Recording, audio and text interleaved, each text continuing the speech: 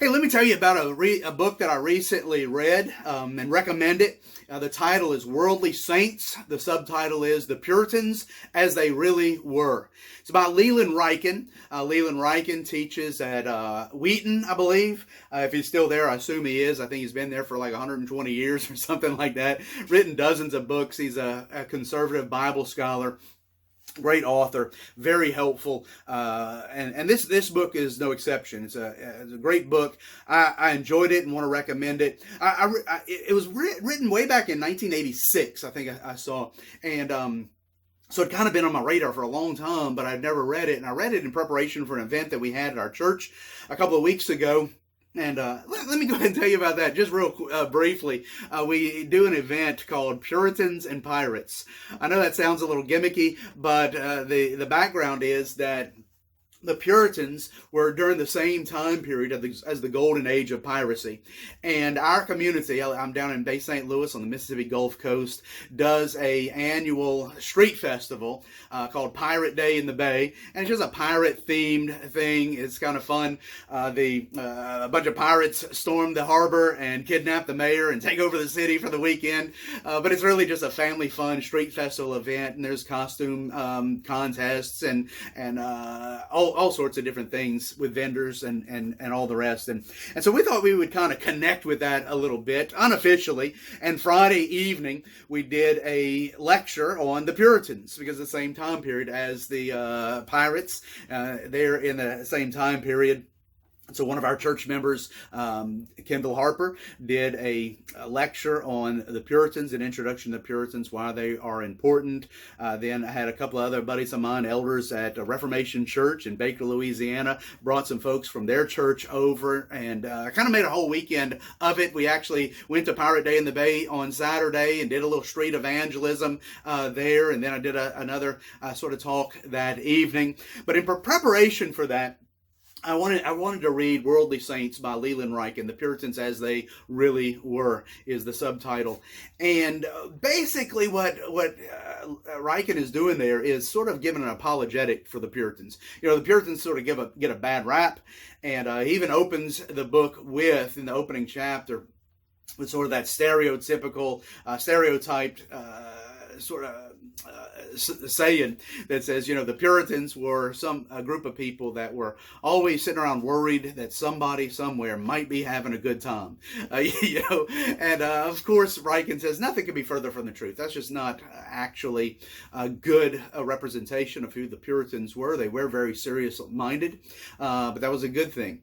And so the way that he organizes the book, there's about 10 chapters on different topics. He just hits some big topics like work and sex and marriage and money and education and scripture and worship and preaching and social concerns and a few others there. And so just deals with each chapter individually and says, here's how the Puritans sort of have a bad reputation in this regard, and here's the truth of the matter. For example, work.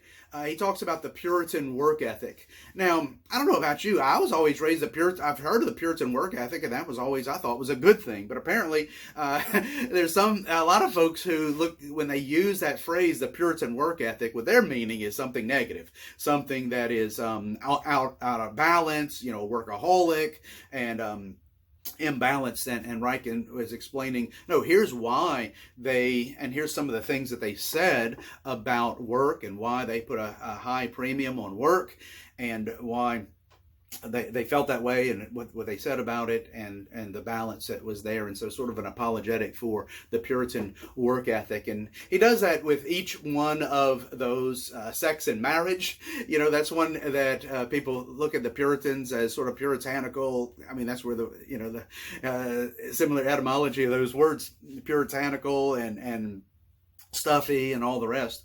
But no, they believed in the sanctity of marriage and the joy that God gives in marriage and all the rest, sort of pushing back along with the reformers on that where the Roman Catholic Church saw in many respects as sexual relations even within marriage as sinful and sort of a necessary evil. And the reformers, Martin Luther and others, said no, that's not the case. And the Puritans standing on the shoulders of the reformers in that regard.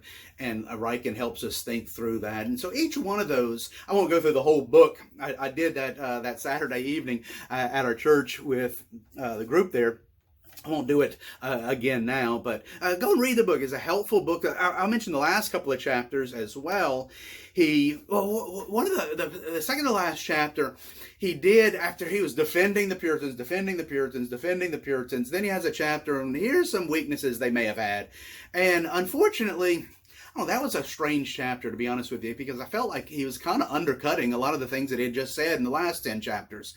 So for example, let's see, on preaching. He talked about preaching in the chapter on preaching, how they would preach sometimes for hours, literally 2-3 hours at a time, and it was chock full of content, and people came and were riveted to these Puritan sermons and how well done they were and thoroughly researched, which is true. You ever read a Puritan sermon, it's just a Lord's Day sermon, and it reads like an entire book, I don't know how those guys did it back that long ago. No computers or anything.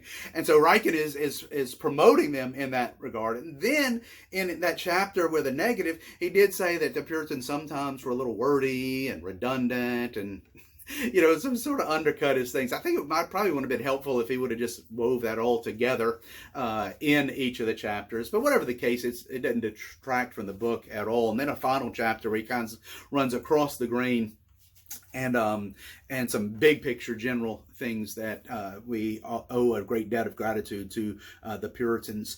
So it was a good book. It was full of quotes. That was sort of one of the things that he was doing. I mean, a lot of quotes, a lot of original research, original sources, primary sources.